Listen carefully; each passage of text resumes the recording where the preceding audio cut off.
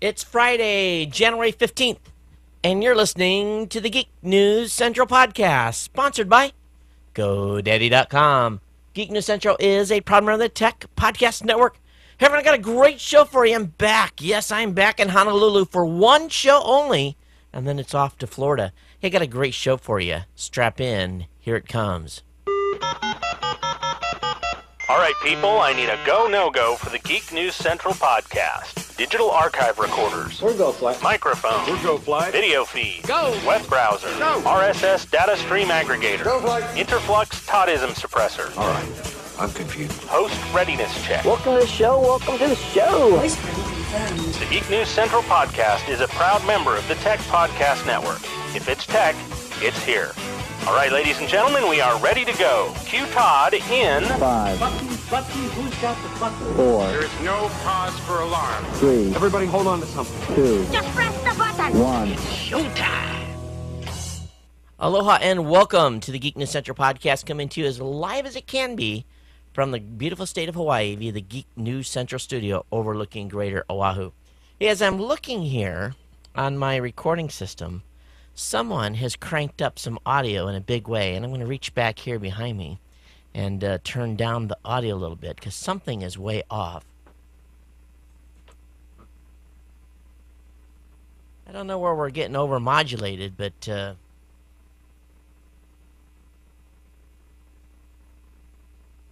it is significant. So, okay, I think I've got it dialed down to the point where it's going to be okay for the rest of the show. And that happens when I go away for a while. Somebody got in here. Probably some little kid got in here and made an adjustment. And it was way hot. And, of course, I didn't check it before the show started. Hey, I want to welcome all the new listeners to the Geek News Central podcast. Hey, this is my show that I normally do here in Honolulu late in the evening. And, of course, if you're checking us out on Ustream, I want to welcome you, of course, to the live show. And if you're listening to the show later, hey, that's cool, too. No matter how you subscribe to the podcast, I want to thank you for tuning in and being part of the Ohana here. So, as you all know, I've spent the last, oh my gosh, 10 days or so out in Vegas. And finally back here in Honolulu, gotten kind of all situated, back in the swing of things for really to kind of get back in the groove to do the regular show. And that's actually kind of excited me because we've been doing such weird kind of content, not weird, but different kind of content over the last 2 weeks. And I want to thank all of you that have been here the entire time watching the video content that came down the normal audio podcast feed for being patient. And like I said on the last show, this would we'd revert back to our normal schedule. Of course, I do want to welcome the Ohana, all of you that are longtime listeners of the show. Thanks for being staying subscribed and being part of the family. We want to welcome listeners from 160 countries worldwide, and we want to encourage our new listeners that are checking us out tonight for the very first time to sign up for our newsletter. The newsletter is comes out after every show, contains all the show notes of everything that I talk about during tonight's podcast, including listener submissions. You can send in your submissions to the show if you have things to ask me about or something that you want me to cover. You can do that at geeknews@gmail.com, geeknews@gmail.com, or you can call the voicemail hotline at +1 619 342 7365. I do want to thank all of our team that was out in Vegas. I want to thank Andy, Jeffrey, Rob, Cara, Jack, Tom, Bob, and Scott for all their hard work. Because, boy, I tell you, we really made them work the entire time they were out there. Lots of great stuff was accomplished, and we'll talk a little bit about that more here in the future. Of course, it's back to Honolulu and back to kind of ops normal. We've got a situation in Japan right now. My wife's father is not doing well, so I'm a little worried about taking off for Florida this coming Sunday evening. But we're going to proceed as planned, and hopefully everything works out and he doesn't end up deteriorating any further. He's back in the hospital. Had a session at the home where he actually choked on some food, and family member found him when he was blue. Nothing was, he didn't, no brain damage or nothing like that, but he's got to the point where he needs almost 24-hour care. So Those of you that have older family members kind of know what they're going through and what our concern is obviously here. So kind of on pins and needles on that, but that's kind of what's happening. Hey, just to let you know, make sure if you're wanting to get all the content that we recorded at CES, that you subscribe to the special media feed. The special media feed is, of course, on the website now. You can find it in the second column of the website. The special media feed will contain all of the videos that we record. Of course, you can watch stuff on the main website. After the show tonight, I'm going to be putting up 3 more videos. That's kind of how the plan is. I'm going to release like 3 a day, so your podcatcher can keep up. Make sure if you're subscribed through iTunes that you're essentially going in there and selecting download all or get all. You have to kind of dig in iTunes to find that setting. That way you won't miss any of the shows and you'll get them. I want to just talk for a second about some incredible numbers that we had for the content. The download numbers on the NBC Universal stuff has been unbelievable. I think it's about 250,000 what I'm showing right now in downloads for just the 2 NBC Universal events. Both of those files over 250K now each. Our wrap-up shows, not as many this year, but still doing very well in 6 digits. And I'm hoping those will bust 200K before it's all over. Now, each of our individual videos that we have on the special media feed, they will not get as many downloads, but we are noticing a good views on all of the content that's basically being embedded on the websites. I just started dropping stuff onto YouTube, so those numbers are still kind of low. But again, we distribute stuff so far and wide, people get it wherever they can. So lots of stuff going, and I learned a new thing about my Mac. Those of you that are Mac users, you guys will actually be proud of me. What I've been doing, and this is probably dumb, but I just didn't know. In Final Cut, I would edit a video. I'd do the encoding.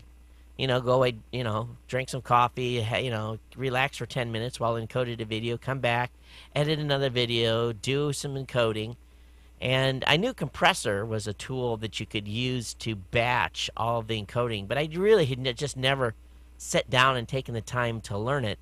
So on the flight back from Vegas to Honolulu, I played around with Compressor on my MacBook Pro and figured it out. And was pretty happy that I did, because last night I just did the ins and outs, dropped the videos together, saved them as a project, and then exported them to Compressor. And what really ended up happening was I had 20 videos, all chopped, cut, produced, and ready for encoding in about 2 hours. And basically set the batch jobs that I wanted done to those. And which really is going to help, because we're pushing 2 videos. One video goes up to Blip in actually 720p, and then the video that goes down into the stream that the people are getting for their iPhone or Apple TV goes up at 640 by 360. So I was ecstatic, because as I was sleeping last night, Compressor was working away, and when I woke up this morning, I had 40 video files all ready to go. And so I turned the faucet on and started uploading them into Blip into private mode, and send Andy and Jeffrey an email and say, hey, we got 20 in there to edit, go at it. And they're like, huh?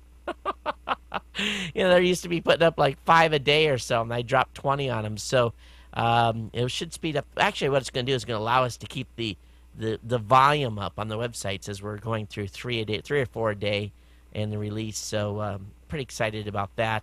And, you got all you got to do is take time to learn, and Final Cut's pretty powerful. All right, let me look at the rest of my notes here. Of course, again, make sure, hey, if you're new to the show, thanks for being here. And, of course, get subscribed. Do it via iTunes, Zune Marketplace. And we want to thank, of course, Zune for featuring us all last week as a featured website that just drove some amazing numbers as well. All right, as I said, I'm leaving for Jacksonville, Florida, Sunday evening. I'm going to be there for 2 weeks. So that means 2 full weeks of shows. I come back to Honolulu on 29 January. Probably will spend some time with my daughter over the weekend of the 23rd, 24th. So I look forward to going down to Tampa to see her. Hey, do want to remind you guys that, and I haven't spoke about this for about a month, Remind you that we do have the salary replacement plan going for my salary. Talked about that in an earlier show where basically, the advertising for the show is paying my salary now, but I'm looking for listener donations to move us into the point where I can actually afford to hire someone to come on the show. You'll find a link to that in the second column of the website, and we appreciate those of you that are contributing monthly to my salary replacement plan. With that, of course, we got two great sponsors. And really, I kind of consider this my really, truly official kind of first show of the year, even though we've had several. Two great sponsors have been with us here for the last 5 years. GoDaddy.com, of course. Hey, if you're looking for domain names, dedicated servers, virtual dedicated servers, whatever it may be in the online arena, GoDaddy is where to go. They have been a rampant supporter of this show, a rampant supporter of many other podcasts out there. So we hope when you're getting ready to, go online or add some services to a hosting account or something like that, that you think about me. And when you get to that checkout counter, use the promo code TODD.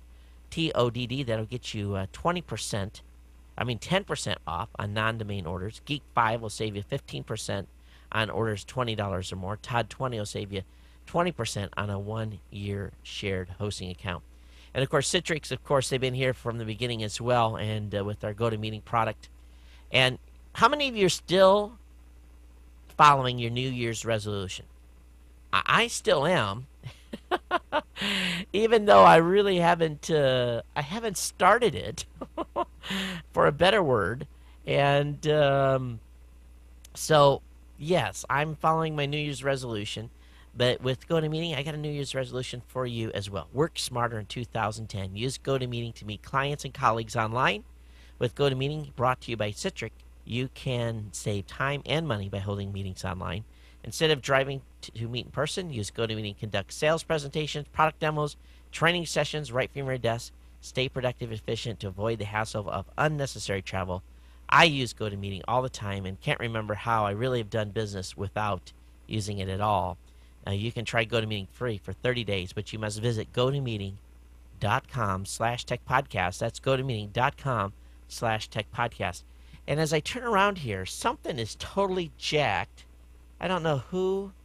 I have a suspicion on who was in here messing with some knobs, but I'm peeking out all over the place, and I don't know why. And it's not good because I think the audio on this show is going to be being jacked up. But so hopefully I can get this thing. I should have paid attention to that. Being gone, you never know when little hands have been in moving the knobs. So anyway, thanks to GoToMeeting, a long-time sponsor here, of course, GoDaddy as well. And thank to all of you for being long-time supporters here of the show and being with us. I got a lot of stuff for you tonight, a lot of regular content.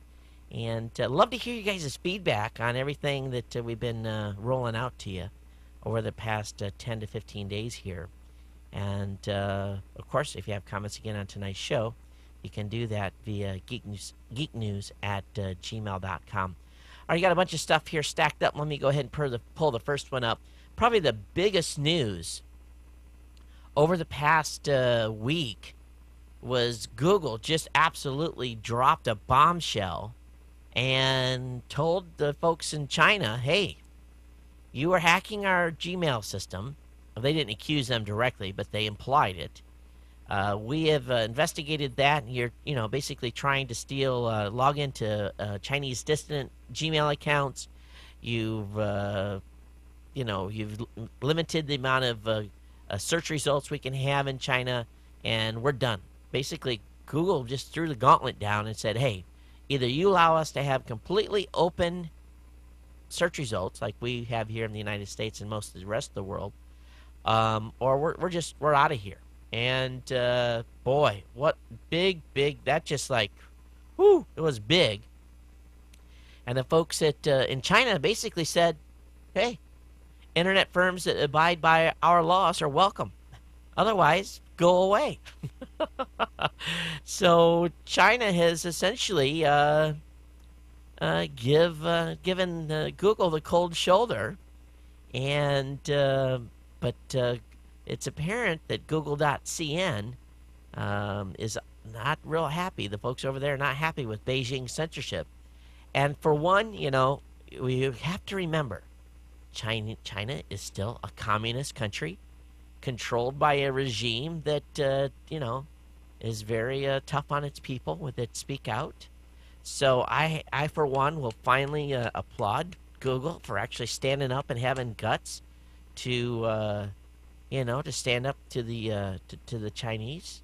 So we'll see what happens here. We'll see if they back down, where this plays out. I don't know, but maybe Google will walk away. Now, there's been just response after response after response. I could spend the whole show really talking about this.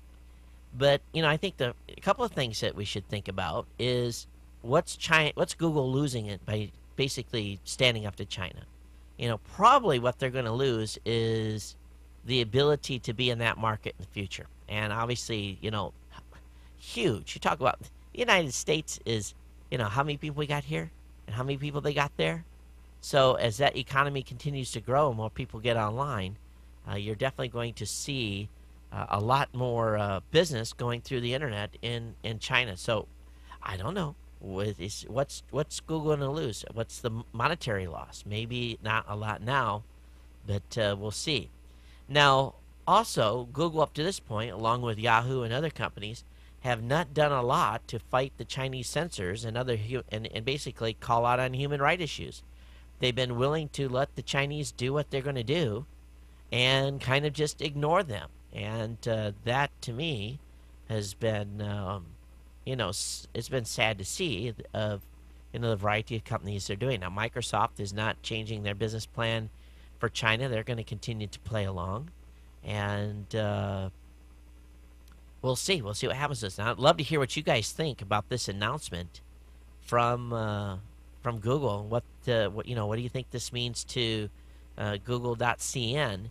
Do you care? Do you think it's about time that Google stood up to the Chinese? What's the loss over the long run?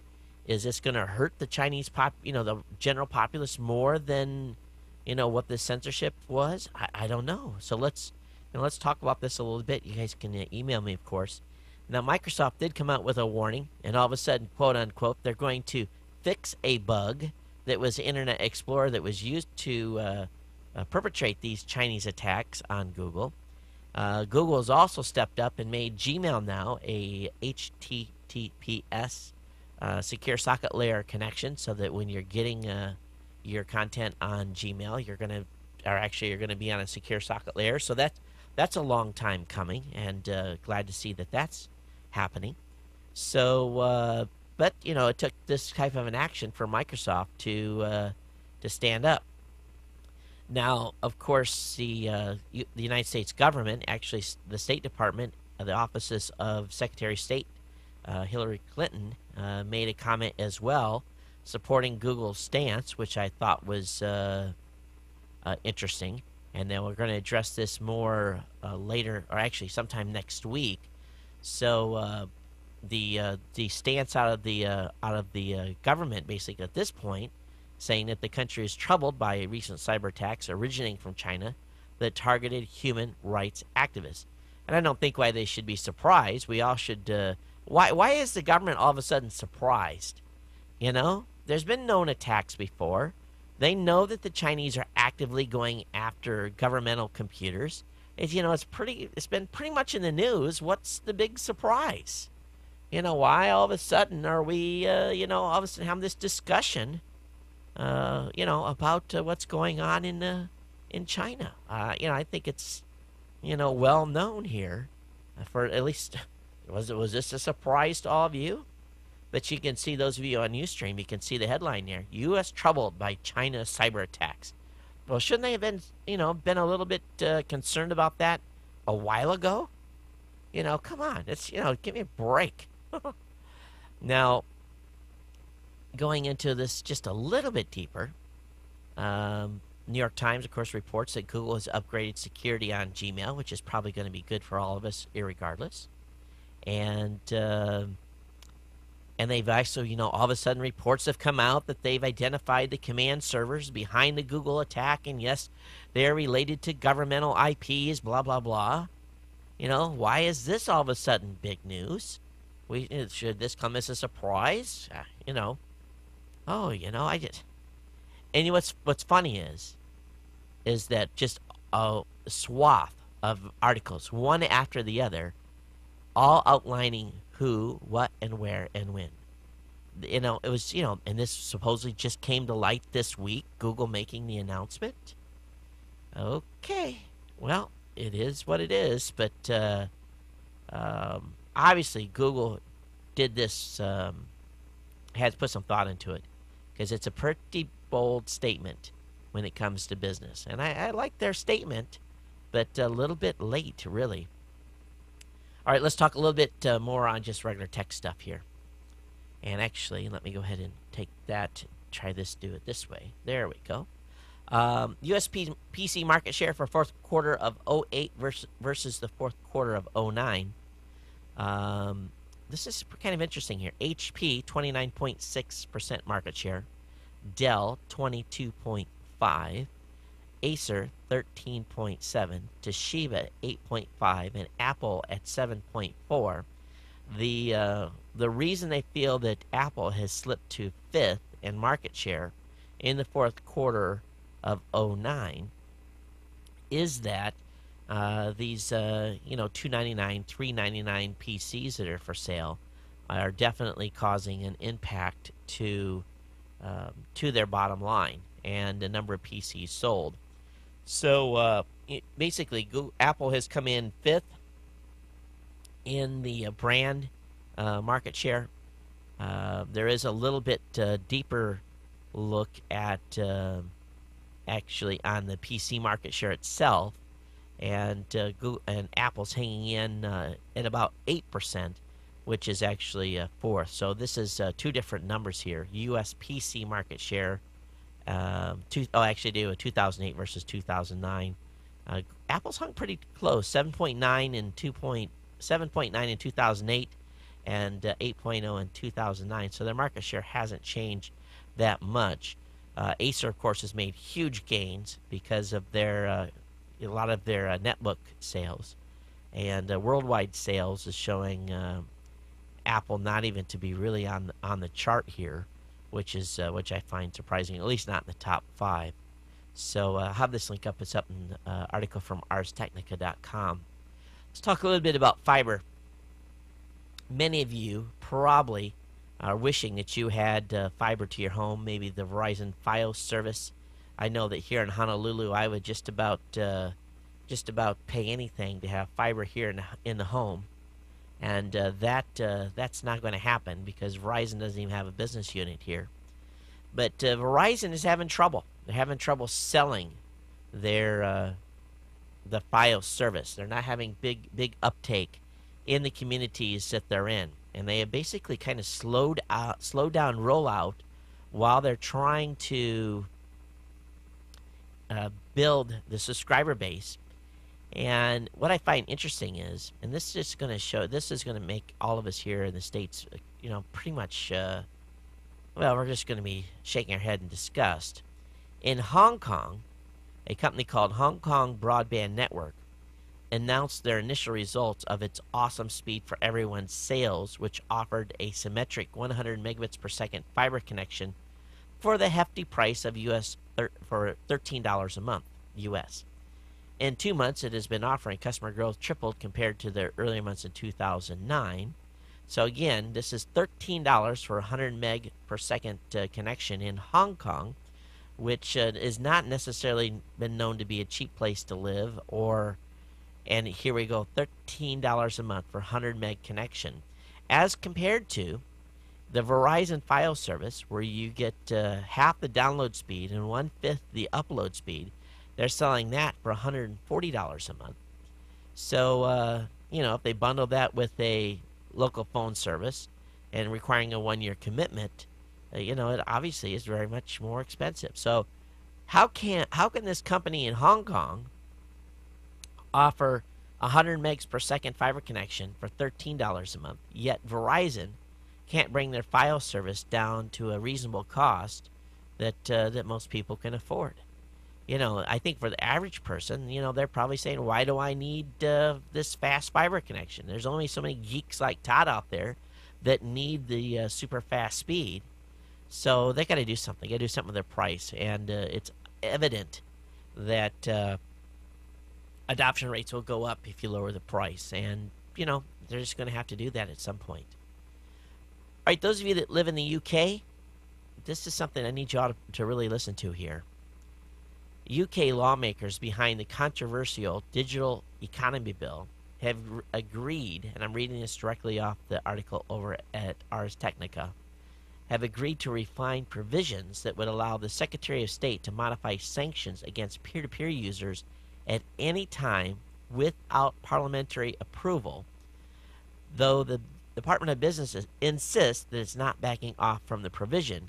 It's considered ways to narrow the scope of power. So in other words, what they're going to do here is they're going to have reserve powers.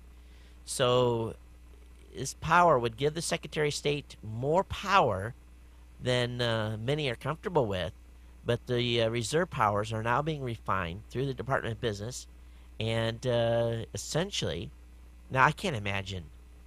Probably be a. Why would the Secretary of State be given the right to modify sanctions against peer-to-peer users? That's pretty broad. That's pretty high in government. That is government intrusion at its very highest. And that kind of blows me away. Of course, those of you that live in the UK probably should pay attention to this. So the section of the bill, Section 17, you're going to have to pay attention to. The government remains squarely behind the aims of Clause 17, a spokesman for the Department of Business told the BBC, and they've tabled a series of amendments which aim to clarify the breadth and scope of the clause and further reinforce the transparency of the process and the scrutiny of Parliament. So in other words, they're going to still allow the Secretary of State to have sweeping powers to change the peer-to-peer rules, seems to be at least on the fly. So I'll have this linked up for our UK listeners. Another news out of the BBC today, Europe wants a decision this year on an extension to the life of the International Space Station. So, the space, we talked about this on a previous show. You guys know that right now funding for the International Space Station ends in 2015. And the Europeans are obviously saying, hello, NASA. You guys need to pay attention here, because we think that the International Space Station should be funded through at least 2020. And now, you think about it. We haven't even finished building it yet. The last missions are going up this year. We're going to talk a little bit about that here a little later in the show. But just to get it built and then abandon it in 5 years, it doesn't make any sense, does it? So I think it's right by the European Space Agency to basically call NASA to task and say, hey, we need to extend the mission of the International Space Station to at least 2020. Personally, I think it's going to be up there a lot longer. So I just don't see them abandoning billions of dollars of hardware and the investment we've made to put it up there. It's up there running fine. Now, if we have the lift to support it, will be another thing. But I just don't see us, abandoning the International Space Station at 2015 or even 2020. Okay, over on CNET.com, and this has been making the rounds today, Cox Wireless coming in March. So those of you that live in a Cox service area, Cox Communications is aiming for March to launch its wireless service. This is a 4G service. Cox is going to be reselling Sprint service initially to get into the market more quickly. And it's also using the $550 million worth of spectrum it bought in the Federal Communications Commission AWS and 700 megahertz wireless auction to build its own 3G network using EVDO, and it will eventually migrate to 4G LTE technology. But they've got a pretty interesting plan here. It looks like their goal is to really come in cheap, not have limits, not have bandwidth caps, we'll see what happens. But they've got a YouTube video out there that is pretty eye-opening that I watched, and the strategy is a little different from what we've seen Cox do in the past. If it's everyone is on a wired network, it's all about, hey, don't go over your 250 gigs of storage, 250 gigs of bandwidth each month. So we'll see what goes there. Now, I've actually had a great luck in Vegas with our 4G service with Clear. Sprint was a little spotty, but after everyone left town, of course, it was great. I think I was up 42 hours without having to reset it. I was doing some searching on the internet today to see, if 4G is going to be available when I go out to Jacksonville, and it looks to me like it's not. Looks like I'm going to be on EVDO 3G there, which is fine, and whatever bandwidth is in the hotel. But I got spoiled, really, by having that 4G availability and able to push up at the 1K mark. All right, a little news out of Apple. Well, not necessarily direct news, but Apple has basically showed their cards here a little bit. There was a contest that is being promoted. Hang on here a second.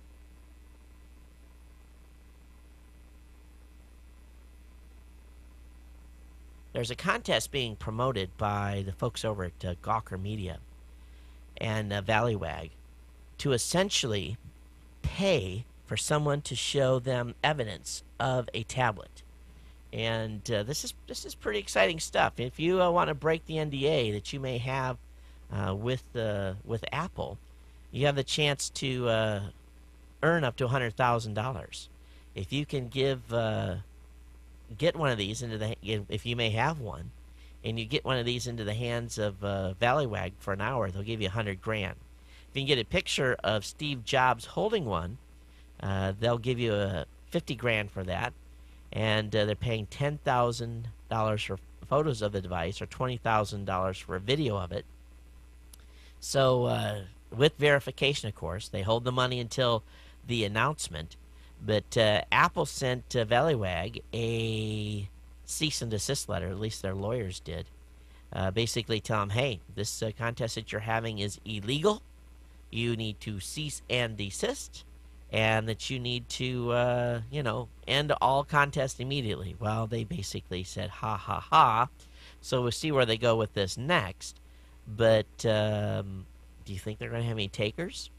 Now, surprisingly, there's been some discussion by some very high-level Mac people that usually in the know saying, hey, this thing doesn't exist. This is going to be the biggest joke of the year.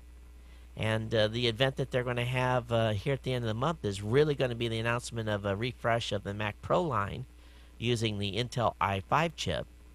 I don't know if I really believe that, but basically the cease and desist letter from Apple kind of semi-confirms it.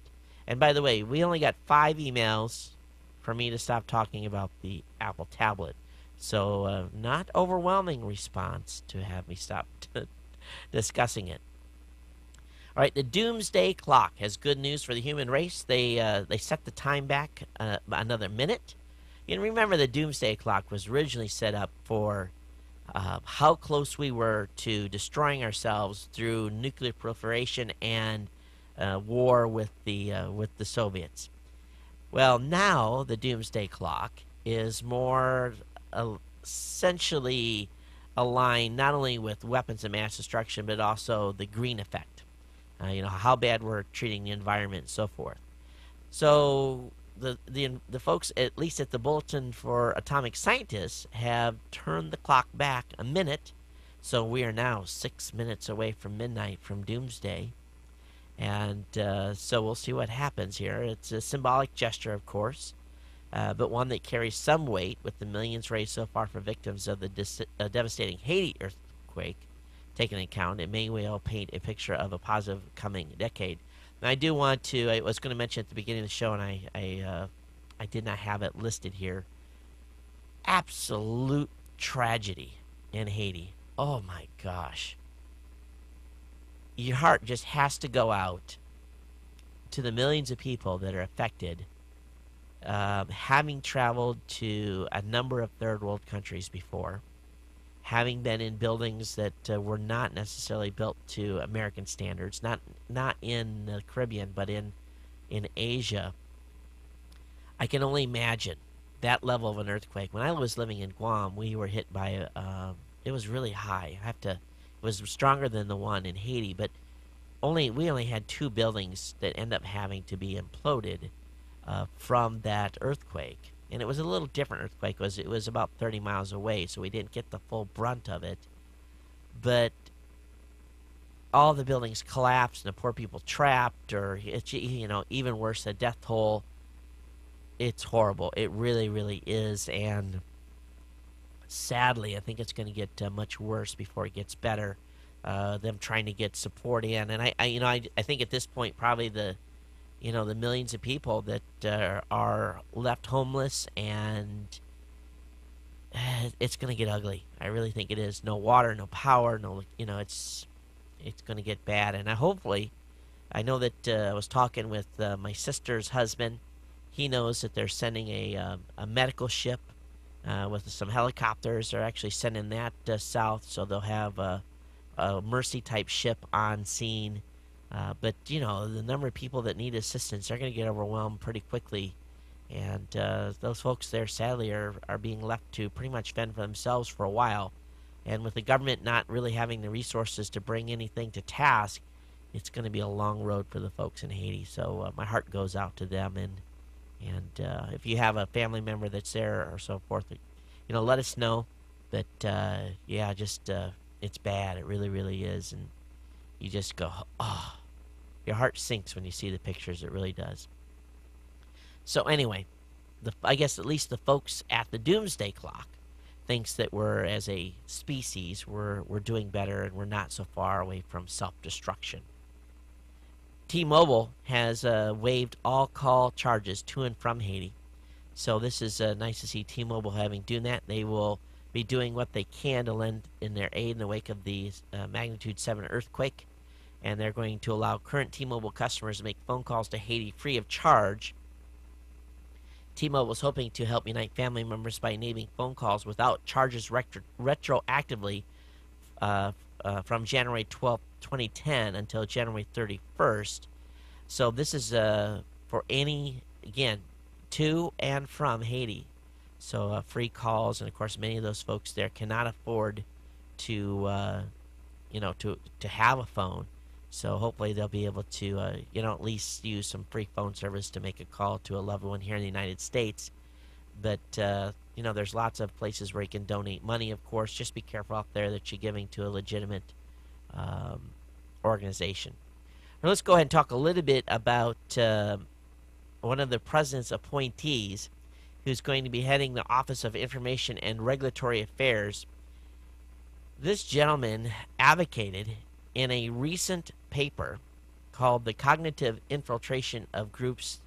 In other words, the cognitive infiltration of groups that advocate conspiracy theories, like the one surrounding 9/11, chat rooms, online social networks, and even real space groups, whatever real space groups are, an attempt to undermine those groups.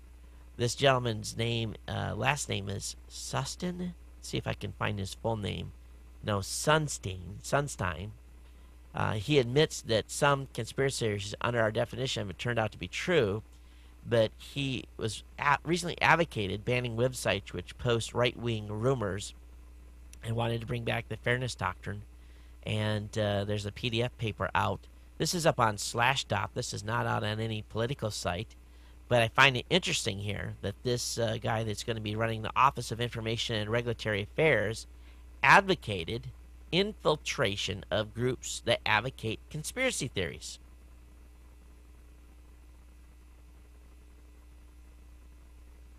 Yes, you heard me correctly. He advocated this. Is that scary? Advocated infiltration of groups? In other words, you're online and some site that may have a little bit of a, it's out there type of theory, and he's advocating infiltration. What are they going to do with the people they find talking about it? Are they going to come lock them up? drag them out of the houses in the middle of the night? You know, back in 1956 and 1971, the FBI, under COINTELPRO, focused on disrupting, marginalizing, and neutralizing political dissidents. Now, we know that there was some pretty crazy stuff that went on back then. But to think that these folks are going to be engaging bloggers and people that participate, he advocated this? Wow. Wow.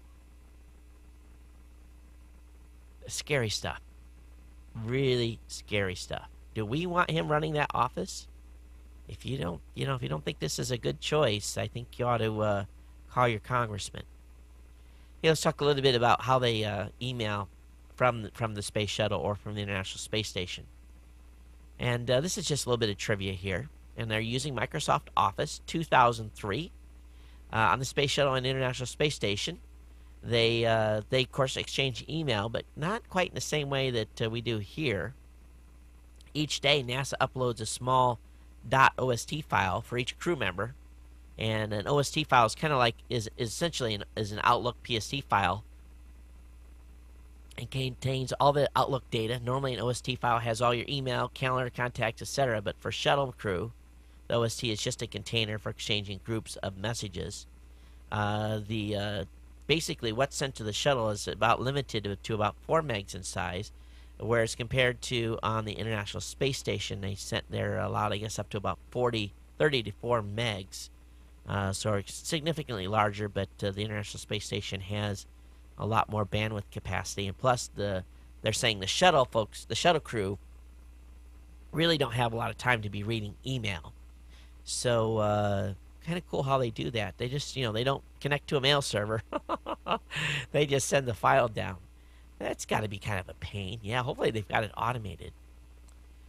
All right, imagine that you have paid a firm to install security cameras throughout your city, and when police were watching several of those monitors, they noticed that they never changed.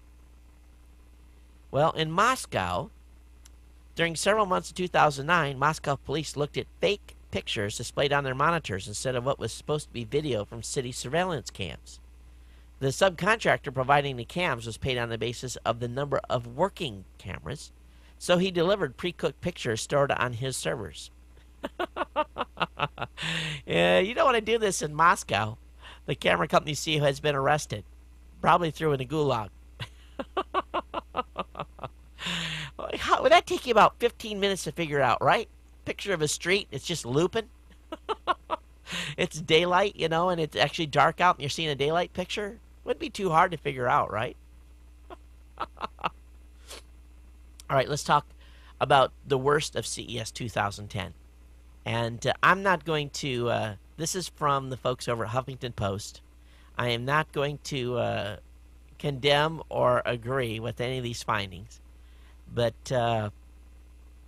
there's a couple ones here that we saw last year. Crave, the disposable e-cigarette, where you can smoke but you're not really smoking the electronic cigarette.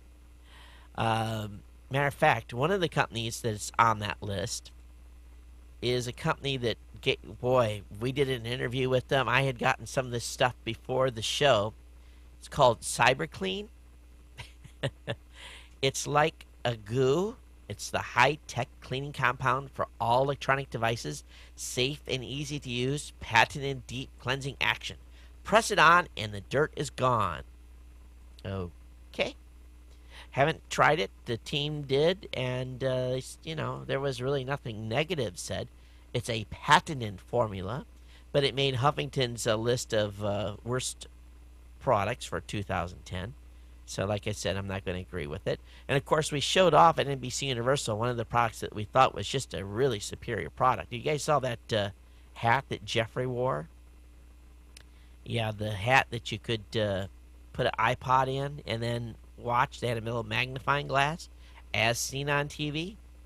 Whew, that was a winner. The one thing that there was one thing in here that we actually thought was kind of comical. We'll have a video up. It's Sonam's unbreakable phone. They were hammering nails with this thing and then throw it in a water tank. And I mean, they were beating. They were actually driving nails into wood with this phone. And basically, it's the world's toughest phone. Americans just don't get this. But we saw actually a toilet there that most, if you have ever went to Japan and got the warm seat, and actually this thing basically comes up and washes you up. It's got the little blow dry feature as well. The Huffington folks didn't like it, but I told the guys at the show, I said, those are actually pretty good. And why don't you give one a try? I was trying to get someone to sit down on this bidet. It was really not a bidet. It's a toilet / bidet / blow dryer. You guys get the idea.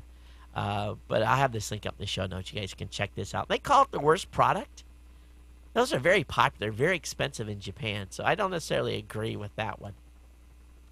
Okay, let's go ahead and move on here. Hey, Google Docs to host any type of file. According to posts on the official Google blog, in the coming weeks, Google Docs will offer to host all types of files with a limit of 250 megs, which, as they say, is larger than the current limit for email attachments. This will have its consequences. Paid file sharing will die, more shared pirated material, newer vulnerabilities, and malware distribution channels. I don't know if they're going to allow these to be actively linked or not, but it definitely brings in some thoughts and consideration of hosting media sometimes, depending on, I'm sure they're going to have no direct links to this stuff, but only time will tell. Hey, over on Tech Dirt, hey, you can't innovate? Litigate. Now, that being said, Kodak had a pretty cool booth this year. And did you know Kodak is bringing back the Polaroid camera? You know they had discontinued the Polaroid camera, right? Big fanfare. A lot of people complained about it. Well, the Polaroid camera, yes, the Polaroid camera is coming back. And they are going to be reintroducing it to market. As one person said in the booth, that probably wasn't a smart idea. One of the things I did see that was cool is they had a camera that actually has some built-in printers. Now, I don't know how well those worked, but so Kodak is, trying real hard to keep their head above water. But Kodak is going after Apple, RIM for patent infringement in both courts and ITC.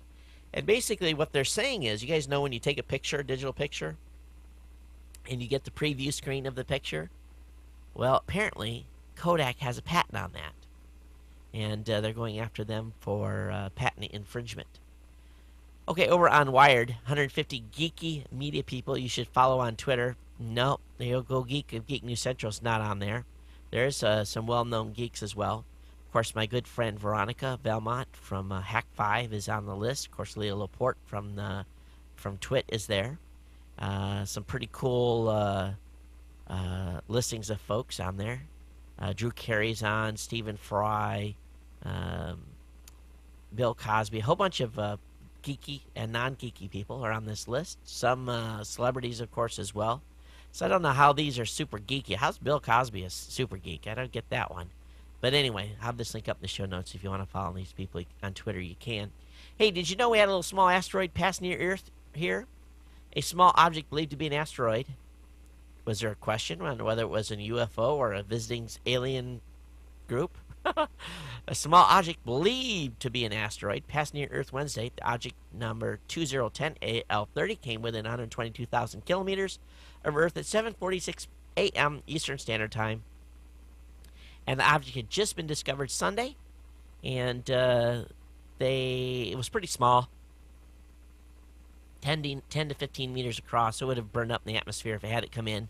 But they thought it may have been maybe a rocket stage or something that had made the trip out and back. So anyway, that was a close call. Also, there's a payload problem with for the upcoming shuttle mission. The shuttle is set to launch on February 7th on mission STS-130 to deliver a Tranquility docking node to the station. However, during routine ground tests, tubing like that installed in Tranquility to circulate ammonia coolant ruptured at lower than expected pressures. Managers are looking into the problem to determine if a repair or replacement of the coolant loops in the module are needed. This could delay the launch to as late as mid-March. So we'll see what happens here with that. NASA's also released its first images of the first WISE images, excuse me, and the Wide Field Infrared Survey Explorer. So some pretty cool pictures here. I have that link up for you in the show notes, of course. Got an interesting email here from Doug. Actually, not email, but it's an article on Doug Kay's website. And for those of you on Comcast that really haven't talked to Comcast, you have your internet with Comcast and you haven't talked to them in a while, you may want to do so, because a number of years ago, Doug upgraded his Comcast connection to 6 megs down, 1 meg up. And when he talked to Comcast on the phone the other day, they said, oh, no, you've got the 16 megs down, 1 gig up. And Doug was like, no, I don't. Apparently, it's been a couple of years since he talked to the folks at Comcast. And his old Motorola 4100 modem that he has in the house is really was not designed for these extra fast speeds. And he complained about it on Twitter, and the Comcast Care guy did some playing around with his current modem, and he was able to get the 14.9 down and 1.5 meg up, more than 2 times what he saw earlier in the day. So he's going to go ahead and order a new Motorola SB6120 from Amazon that has the DOCSIS 3.0 feature. So if you've been a few years since you've talked to Comcast and you don't have a modem that's a little bit old, you may want to give them a ring and say, hey, have I got the fastest modem out there? Is this going to, meet the speed needs of what I'm supposed to be getting and paying for? So this is a good one. Those of you that are podcasters, Levelator version 2.0 is out, and Doug has worked on this over the last month. He's released that free download, and of course, many of you that have used the Levelator before, basically it levels your signal out across the entire show to keep the levels the same. I use a feature within Adobe Edition called Waveform Normalize. It's similar to that, but the Levelator is free. It's a pretty good program. If you're a Sprint WiMAX customer, Sprint has reduced their monthly charge for WiMAX by $10. The price cut brings the price point now to $59.99 for monthly CDMA, monthly, and also mobile WiMAX. So this is pretty cool. So it's been dropped by $10. Give Sprint a call and see if you can get a break on your plan here. How many of you have downloaded a iPhone app that you're paying to get the New York Times on? Did you know that the New York Times does not have an app in the iPhone App Store? Did you know there's some notorious folks out there that are actually you're paying a couple bucks for the app, and then you're paying for access to the regular RSS feeds of the New York Times? Yeah. Can you believe that? They released an app that all it does is read the RSS feeds of the New York Times website, and they're charging people a monthly fee for the service. How long is that going to last? I don't think too long. Now, one thing I noticed when I was in Vegas, and this is being actually confirmed on Gizmodo, when I was doing some searches on with my mobile phone on Google, I was getting a lot of Las Vegas results. And now that I'm back here in Hawaii, I'm getting a lot of Hawaii results when I'm searching for, specific things like restaurants and so forth. Well, Google mobile searches get optimized based on your location. Google's location-aware features can feel kind of creepy, but you now get some localized search results. And I have this link up that the folks at Gizmodo provide. How many of you have been to the Genius Bar recently over at the Apple Store? Have you heard of some horror stories from the Genius Bar? I've got a bunch of them to share with you. The folks at Gizmodo were nice enough to compile a list of horror stories from the Genius Bar, so I thought I'd share that with you, give you guys on the Mac side a little bit to cheer up on. Hey, you guys hear about the trees on Mars? Yeah, it's not really trees, but it kind of looks like trees. NASA and JPL have released a Mars Reconnaissance Orbiter picture that is going to have the conspiracy theorists talking for a very long time. The view creates an optical illusion. And if you haven't seen this yet, it was on CNN, Fox, all the major news stories, all the major news networks had it on because it's kind of a freaky picture. But I'll link it up in the show notes for you tonight. You guys tell me, are those trees or are those streaks? The way it looks, and here's the thing that's tricky about this picture. If you kind of try to imagine that they're trees or something, maybe artifacts of trees, you'd say, boy, they look to be kind of in the right position to be trees.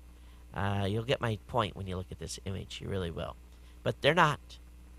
International Space Station, there was a spacewalk outside to, of course, if you have a spacewalk, you're going outside. They are working to start up a new docking port on the roof of the orbiting lab. 2 of the Russian cosmonauts were out and spent 6 hours hooking up cables and antennas and other gear to activate the Poisk docking port, the dock port. So apparently that's good to go and ready to receive spacecraft now.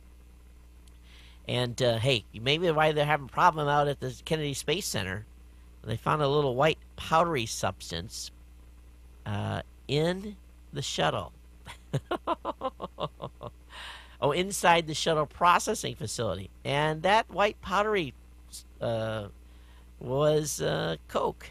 So I'm sure that there's probably going to be mandatory drug test at KFC or KSC here over the next few days. But Kennedy Space Center police confirmed the powder was cocaine, and because this area is only limited by certain people, they're now questioning employees, and I bet you people are going to be peeing in a bottle. If you're a Verizon wireless user, they're about ready to overhaul its phone and data pricing plans, so pay attention to that. I have a link up here that shows you some of the stuff that's forthcoming. Have that link, of course, up for you in the show notes. And the ad that they have, this is kind of dorky. I just, I don't know who picked the model's clothing that's in this actual image, but they didn't do a good job. Now, there's a Walmart just about everywhere. Matter of fact, I saw a video the other day of the actual build-out of Walmart from their start back in the 60s.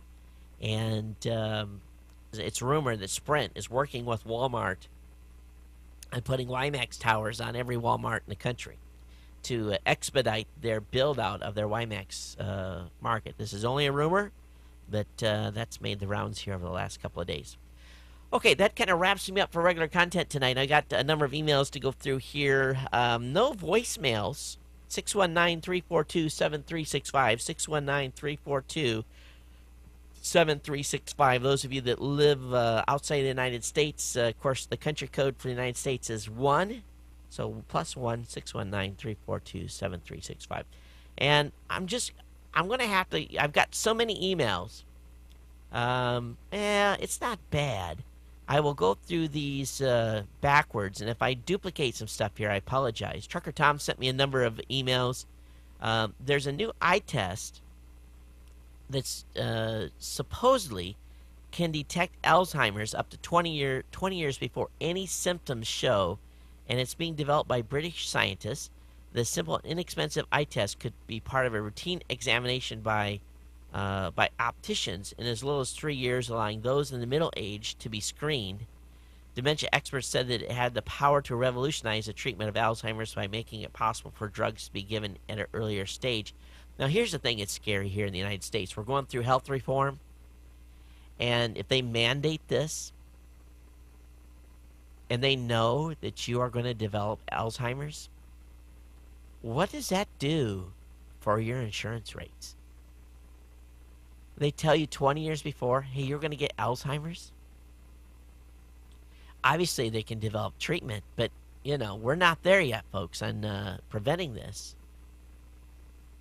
So when will you go in for an eye exam and the optician just, mark on your record that you are susceptible for Alzheimer's and then put that in your system and your insurance get canceled? It's getting kind of, obviously there's good and there's bad. Do you think we're so evil that this will happen? What do you think? email me, geeknews@gmail.com. Of course, Tom caught on to the trees on Mars as well. He sent me a link to that. Thanks for that. Got an email here from Frank. He says, hey, Frank. He says, Todd, I want to support your position on sales tax. Internet companies should be on a level playing field with local companies. I do want to zero on something you said in your most recent podcast. You said if we didn't have to pay taxes, our lives would be a lot better. Except for the schools our go-to, the roads we drive on, the public health departments that fight epidemics, the scientists who create, among other things, the internet, the police and fire departments who protect us. Well, you get my drift.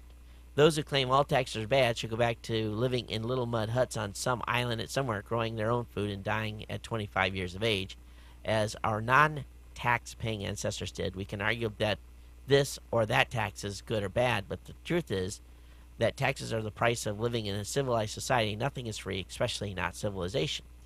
Frank, I believe you live in California, so I think you're paying some of the very highest taxes in the country. I live in Hawaii, and I'm paying some of the absolute highest taxes in the country. My property tax goes all back to the city.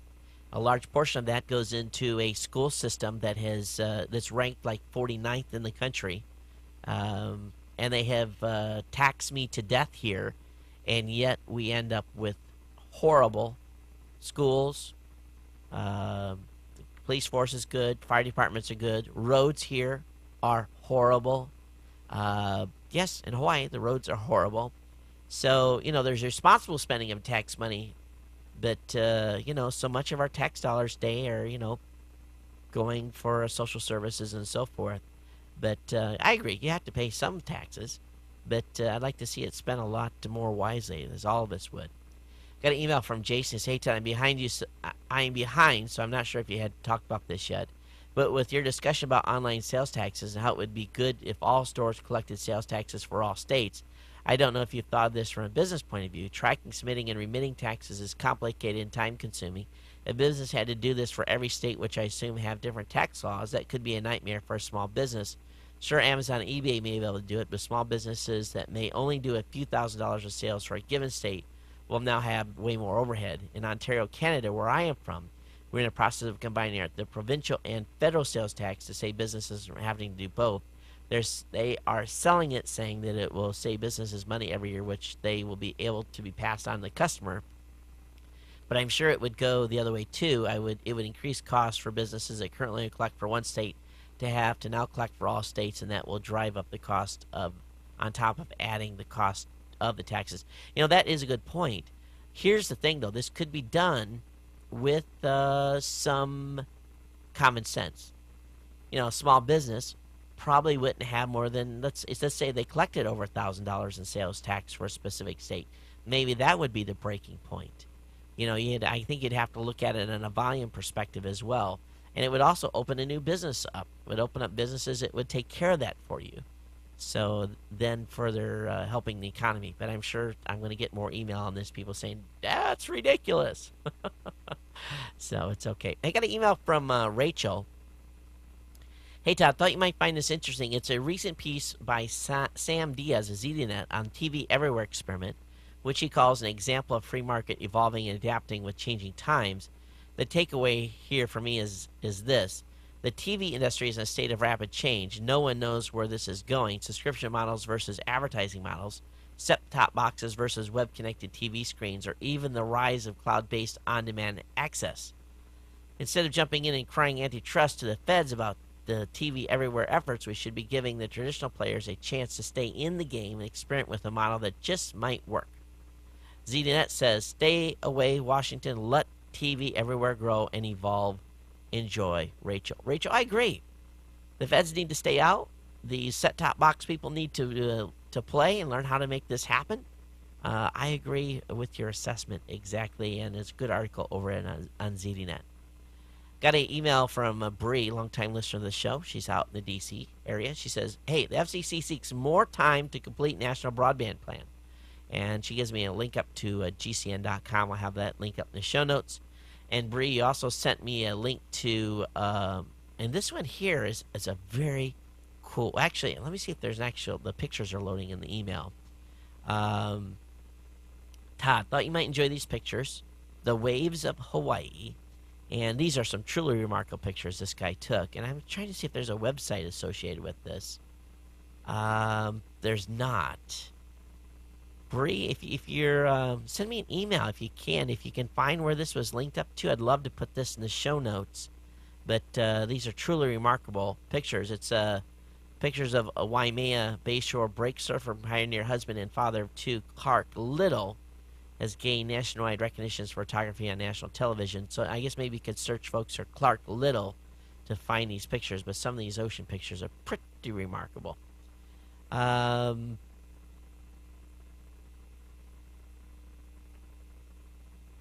Okay, if you get an email in a subject line with something to do with Osama bin Laden, this is basically from some folks. They say don't open the emails. They're basically loaded with a virus, so be careful there.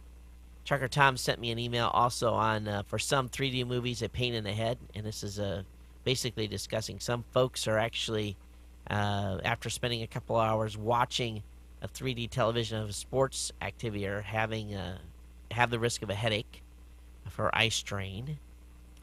Got an email here from Near saying, hey, Todd, this should be a double interest to you. U.S. Navy in Hawaii talks about U.S. Navy bringing solar power to Pearl Harbor. I'll have that link up in the show notes for you. Got another email from Trucker Tom talking about snowdrifts and Amtrak train delays. I have that linked up.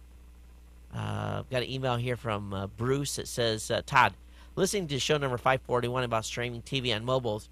In the UK, TVCatchup.com has started streaming live TV over the net to the mobile phone.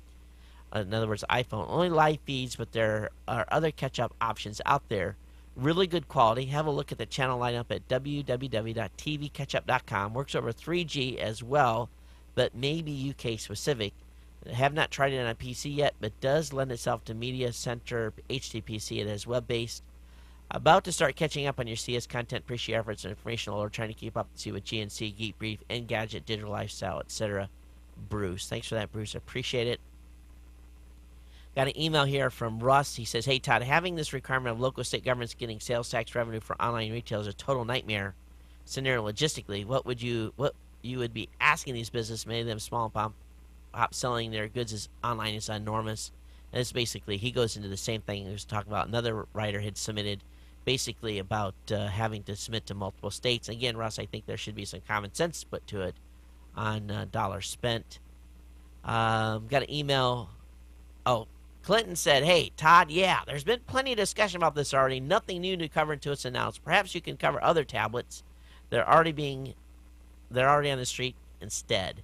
So Clinton sent me that. He's over at comedyforecast.com. Great podcast. Let's see here. I hope I'm not duplicating any email here that we've already read.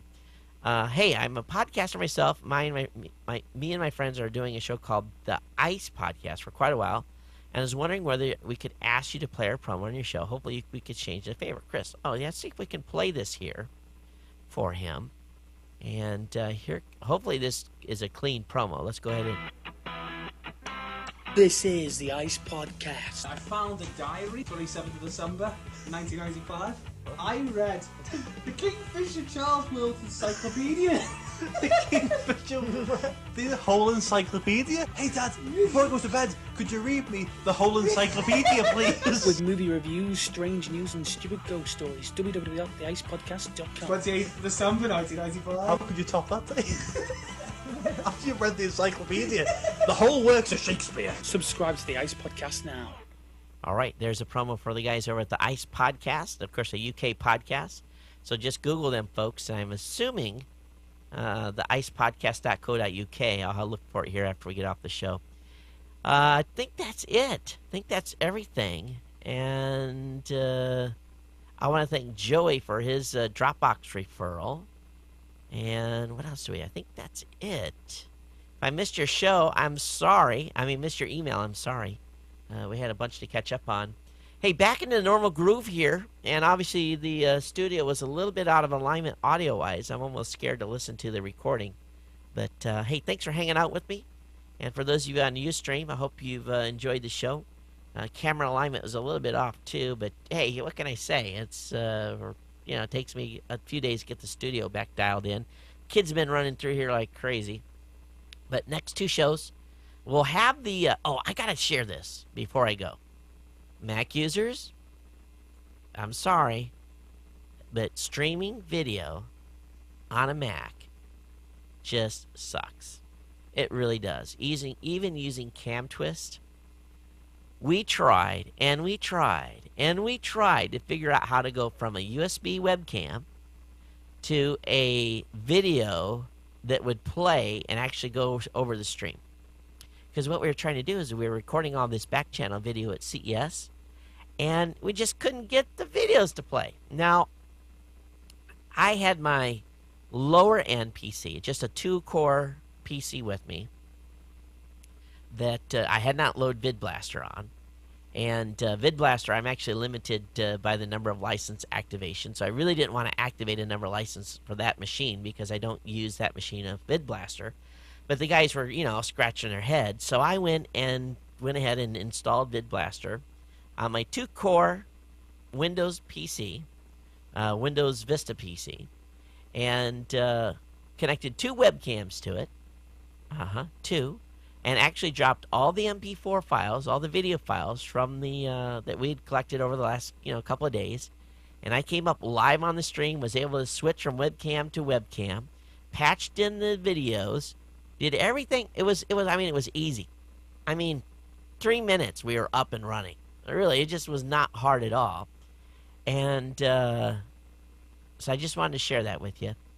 That, yes, we found something that the Mac couldn't do.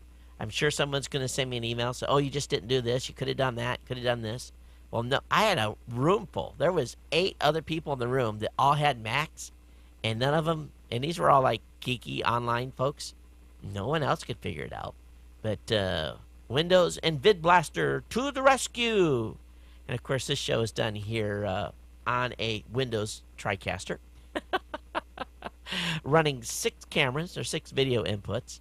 And for those of you watching on Ustream, you can see there's camera 1, camera 2, camera 3, camera 4, video screen from the Ohana 1 and Ohana 2. So, anyway, I just had to make a little fun. I know I'm going to get some emails saying you shouldn't use this software and use that. And actually, that's my goal here, is to try to get all of you to tell me how it could have been done on a Mac. Because when I go to Jacksonville, I got to travel with 3 computers. That's going to be fun going through TSA. TSA tore my bag apart at McCarran International. They might as well just dump the bag out. I'm still looking for stuff. And, that's you get your computer bag organized. You know which pocket everything's in. You don't want anybody to touch it, but they had to strip it to send it through the x-ray machine. So, anyway, it'll be fun going through security on Sunday. You guys can be thinking about me. And also, I'll be that guy that's in line that everyone's giving the evil eye, giving stink eye to, as I'm pulling out 3 notebooks. They're probably like, why are you traveling with 3 computers? And what I always say? My coworker broke one. I'm bringing a new laptop to him. That's what I tell everybody. So what excuse do you use when you're going through TSA with 3 computers? Or have you ever traveled with 3? So you don't want to check them. They end up busted. By the way, all the gear made it back. Cameras are all back, checked out. I was a little worried because I FedExed 2 of the cameras. I checked the big one, the big Sony Z1U. Everything came back. Knock on wood, all the gear's here. But don't buy Kingston memory. All right? I've got we're going to be talking about that more in the future. Kingston memory, 2 thumbs down. Anybody works at Kingston, love to talk to you about it. And that didn't work in my JVC camera. So almost ruined the night of coverage. But anyway, talked enough. We'll get off in here. Everyone have a great weekend. And we'll see you from Florida at probably about 8 or 9 p.m. Eastern on the next show. So you don't have to be up late to watch like we are in Honolulu. So I'll be 4 shows in Florida and then back here to Hawaii. I'll be home for a week. And then we're having our annual retreat. And actually going to be in Chicago, 4th, 5th, and 6th. So I'll be in Chicago for a few days. So terrible time to be in Chicago. Too cold. The guys want to torture me. They really, really do. And I'm sure they're all going to get a laugh on that.